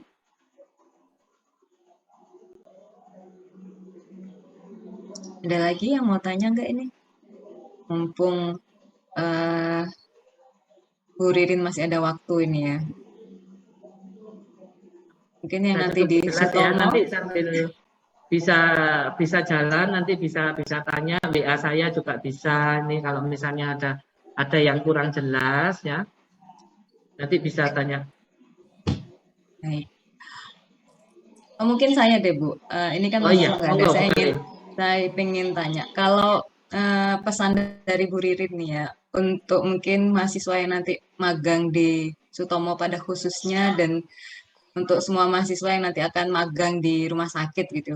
Kira-kira pesan dari Bu Ririn itu apa Bu? Apa yang mungkin selama ini menurut Bu Ririn, kalau Ibu Ririn lihat dari mahasiswa yang magang gitu, mungkin dari Jember gitu khususnya, itu kira-kira apa sih yang harus mereka mungkin perbaiki, apa yang harus mereka lebih giat lagi gitu ya. Nah, kira-kira itu dalam hal apa gitu ya Bu ya. Mungkin itu deh Bu. Ya, baiklah. Jadi ya secara umum ya saya kalau melihat mahasiswa Jember itu ya enggak banyak masalah ya. Yang pengalaman saya selama ini ya itu baik-baik, lancar-lancar saja ya. Pesan saya ya, kalau misalnya ada yang enggak ngerti tuh jangan malu bertanya. Itu pesannya. Jangan malu bertanya. Jadi kadang itu mahasiswa itu takut sungkan apa-apa, enggak usah. Kalau memang kamu enggak ngerti ya kamu tanya ya. Jadi kamu tanya ke si atau siapa, atau kalau misalnya si E-nya susah apa-apa itu bisa ke saya. Jadi saya kan yang sebagai koordinator itu kan juga menampung maksudnya keluhan dari mahasiswa dan juga keluhan dari para CE. Jadi yang kuncinya yang pertama itu ya jangan malu bertanya. Jadi misalnya kalau ada sesuatu itu ngomong aja, jangan diem. Kalau diem kan saya kadang nggak ngerti gitu kan ininya. Nah itu. Terus kemudian yang kedua ya memang harus persiapannya ini. Yang pertama itu biasanya mahasiswa sarapan itu jangan lupa. Biasanya tuh mahasiswa tahu apa sakit ternyata makannya ya. Nggak tahu itu nanti kan di sana di Surabaya itu kos ya. Kos atau rumah saudara. Nah, itu biasanya karena kita kan sudah ini ya, jadi kalau di rumah sakit itu ya jam 7 tet itu sudah harus datang, sudah ini mungkin kalau selama ini saudara masih daring ya, jam 7 masih enak-enakan, mungkin masih di tempat tidur atau belum mandi lah. Nanti kalau waktu PKL jam 6:30 itu sudah harus ada di rumah sakit. Nah itu kadang mahasiswa mungkin kesiangan apa-apa terus nggak sempat makan atau karena kos ya nggak sempat makan sehingga nanti terus tiba-tiba tengah-tengah itu terus sakit ya. Itu pesan saya itu jangan lupa itu makan ya, makan itu penting ya. Mungkin ada yang beberapa yang nggak terbiasa sarapan gitu ya paling enggak roti atau minum susu itu ya. Jadi berangkat ke rumah sakit itu sudah dalam kondisi siap fisik gitu loh. Jadi jangan masih perut kosong ya, kemudian nanti berangkat di sana terus dapat tugas apa-apa enggak sempat makan sampai siang. Nah, itu kebanyakan mahasiswa itu gitu. Jadi dia akhirnya tengah-tengah loh kok pucet apa-apa, sakit ternyata apa belum sarapan. Nah, itu aja ya. Jadi yang penting ya jaga kesehatan ya, jaga kondisi ya. Nah, itu kadang ini yang Malang ini kok banyak yang sakit itu ininya. Nah, itu saya minta tolong kepada mahasiswa Jember ya. Jadi jaga kondisi, jaga stamina ya. Mungkin ada iramanya yang agak kaget, terus terang aja nih kemarin sudah profesi itu loh katanya kaget. Waduh Bu, saya kaget. Jadi karena kalau yang profesi kemarin itu tuntutannya kan setiap minggu harus presentasi lah, itu kan juga permintaan dari kampus ya.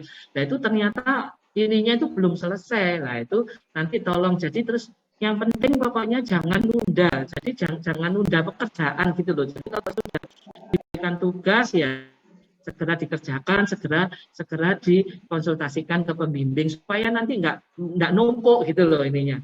Usahakan ini selesai, sudah enak, minggu ini selesai, sudah beres semua, nanti tinggal yang kurang kecil-kecil aja. Tapi kalau misalnya nggak buat sama sekali, misalnya ini kan dituntut harus membuat laporan gitu ya saudara. Nggak tahu nanti bisa laporannya bentuknya logbook dari hasil kerjamu itu. Kalau untuk yang misalnya asesmen gizi kan nggak perlu diketik, nggak perlu diketik. Jadi ya dari lembar kerjamu itu bisa langsung dikonsulkan ke pembimbingnya, itu jangan ditunda-tunda ya. Itu yang pesan-pesan saya ya. Pokoknya kamu bisa mengatur waktu lah gitu ininya ya. Tapi saya kira dari mahasiswa Jember bagus-bagus. Jadi pengalaman saya, pengalaman kami selama ini enggak ada masalah Bu, ini lancar-lancar saja ya.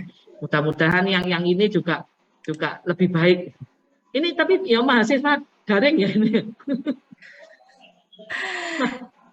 Iya, kemarin ini mereka daring dari semester berapa kalian? Semester 2 ya, daring ya. Kemudian belum pernah ke pasien ya? Kalau ke pasien belum Bu, belum pernah kalau pasien Bu. Belum pernah ke pasien anunya. Nah, makanya nanti coba juga saya sampaikan ke CE. Jadi ini kan mahasiswa ini belum pernah ke pasien. Biasanya kan kalau yang enggak daring kan ada kunjungan atau apa gitu toh. Yang ini kan masih ya memang karena mahasiswa daring ya. Jadi ya enggak apa-apa, nanti coba saya pesankan ke CE. Jadi ini belum pernah ke pasien Bu ya ini ya. Belum. Anak-anak belum ya. Jadi nanti saya harus ini, jadi istilahnya harus ini ke CE-nya juga saya sampaikan bahwa mahasiswa Jember ini belum pernah ke pasien. Jadi nanti kan caranya ke pasien apa-apa itu kan ada yang harus dipelajari gitu ininya. Nggak apa-apa, nanti kita sampaikan ke CE-nya Bu ininya. Nggak usah khawatir ya. Terima kasih Bu Ririn. Nggak usah takut ya. Ya itu jangan dipendem katanya ya, kalau nggak tahu itu tanya gitu ya Bu ya. Iya, Memang berapa kali kalau supervisi itu juga kadang kendalanya anak-anak itu gitu, nggak enak Bu mau tanya, kayaknya sibuk ahli gizinya gitu mereka itu. Selalu jawabnya kayak gitu. Jadi Nggak apa-apa anunya, ininya. iya, Jadi jadi proaktif memang dia kan Bu ya. kadang apa ahli gizinya kan memang dia juga dituntut harus Iya, mengerjakan semua pasien ini. Jadi kadang kita juga istilahnya itu juga maklum ya. Tapi kalau misalnya nanti kesulitan apa-apa itu nanti bisa ke saya. Nanti biasanya saya nganu ke CE-nya. Ini gitu ininya. Jadi paling tidak ada komunikasi gitu loh. Jadi jangan diem aja gitu ininya ya. Jadi dikomunikasikan gitu ininya. Itu ya adik-adik ya, semangat. Ayo. Sudah tinggal ini kan semester 8 Bu ya, masuk 8 ya. ya ini magang atau PKL di semester 7 Bu. Nanti setelah ya semester 1 lo besok, oh iya 7 ya, 7 ya. semester Ini sekarang kan 6, ini nanti 7 ya, 7 ya. Ya kurang 2 semester toh ini ya. Semester. Iya, kan anunya sudah toh, kan tinggal PKL aja Bu ya. PKL sama tugas akhir ya. Iya, tinggal tugas akhir. Sudah tidak ada kuliah lagi. Lah iya, kuliah kan sudah tidak ada ya. Oh, berarti kemarin itu hampir full daring ya ini ya. Ya, tapi mungkin ada 1 semester terakhir ini ya. Nah, ini anak-anak sudah ramai lah Bu di kampus ini, mereka sudah banyak kegiatan di kampus juga. Untuk praktikumnya kemarin mereka di semester kemarin ini banyak di kampus, cuma mungkin kuliahnya kemarin karena memang jumlah mahasiswanya banyak ya Bu ya. Nah, kok kuliahnya itu masih kami buat online. Kalau praktikum mereka sudah banyak di kampus kemarin 1 semester. Oh, sudah. Oke, ya. Ya, semangat ya. Mudah-mudahan lancar PKL-nya ya. Bisa selesai tepat waktu. Tidak ada masalah, tidak ada kendala ya. Bisa mendapatkan ilmu, pengalaman ya. Itu harapan kami. Jadi sebetulnya kita itu mendidik adik-adik itu supaya siap untuk dunia kerja itu ya seperti itu gitu loh ini ya.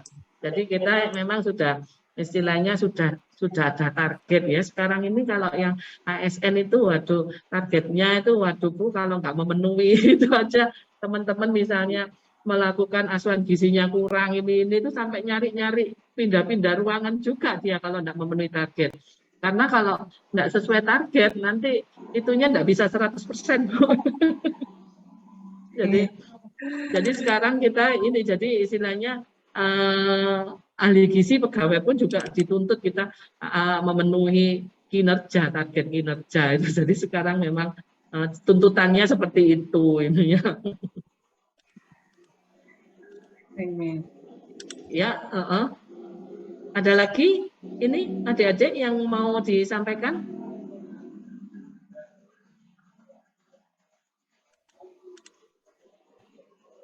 Sepertinya sudah tidak ada nih ya Mas Dito ya. Oke Bu, karena berkaitan dengan waktunya sudah 2 jam ngapunten. Iya, iya, iya. Baiklah ya, saya kalau enggak ada pertanyaan lagi, saya akhiri pertemuan kita ya.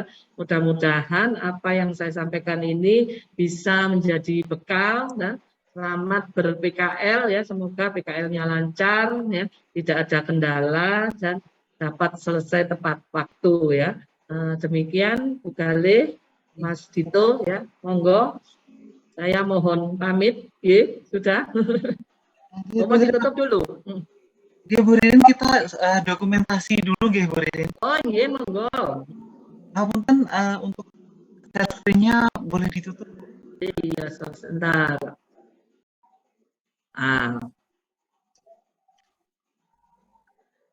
Baik, kita dokumentasi dari slide yang pertama dulu. Buka dulu ya.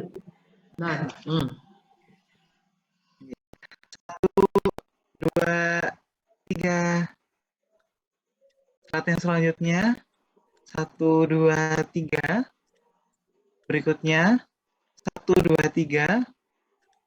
Saat yang keempat 1, 2, 3. Saat yang terakhir 1, 2, 3. Sampun, Bu Ririn, monggo dapat diakhiri. Iya, saya mohon izin live dulu ya. Oke, Monggo. matur nuwun, Bu Ya, Ririn. terima kasih. Bu Ririn. Sampai ketemu lagi ya. Terima kasih Bu Ririn. Oke. Baik, teman-teman yang berbahagia, acara yang selanjutnya adalah diskusi mengenai modul yang telah dibagikan yang akan disampaikan oleh Ibu Galih Purnasari, SGZ MSI. Dipersilahkan. Ya, terima kasih. Nah, ini kan tinggal kita sih ya, sebenarnya ya sudah santai ya, maksudnya lebih santai karena udah sama-sama kita aja, saya sama kalian, dan mungkin ada Pak Rizal nanti ya. Pak Rizal juga akan bantu di sini. Halo Pak Rizal. Nanti kita coba bahas kompetensi di tiap pedoman itu ya. Sebentar, saya share syarat rumah sakit ya di grup yang magang rumah sakit ya. Sidoarjo sudah.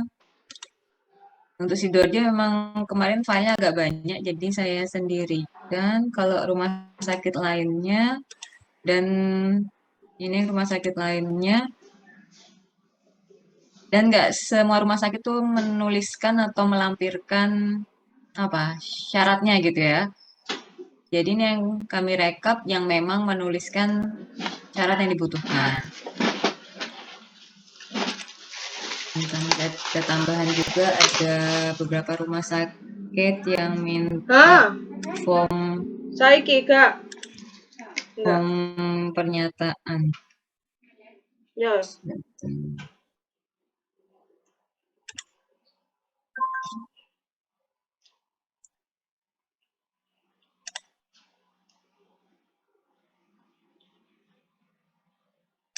Sebenarnya bisa jadi syaratnya ini akan ada perubahan, mengingat kondisi pandemi juga sudah berubah ya. Tapi mungkin nggak ada salahnya kalian bersiap gitu ya, bersiap menyesuaikan dengan ini. Karena kemarin tuh saya coba ngubungi RS Klaten, kan disitu minta surat pernyataan. Saya minta formnya, tapi jawabannya diklatnya sekarang cukup antigen aja Bu, misalnya gitu. Jadi ya kemungkinan mungkin akan ada perubahan mungkin ya. Mungkin nggak akan seperti ini semua gitu ya. Ya, tapi coba disiapkan aja dulu apa yang kemarin sudah mereka minta. Dan tiap rumah sakit memang beda-beda.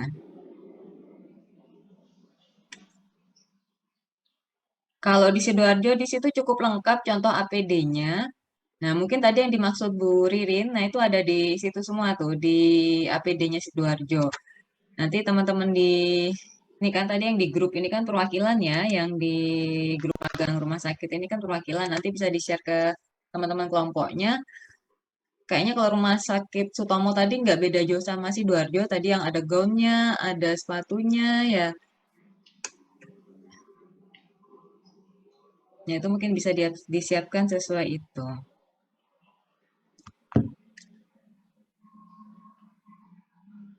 Oke, sebelum ke pedoman, saya mau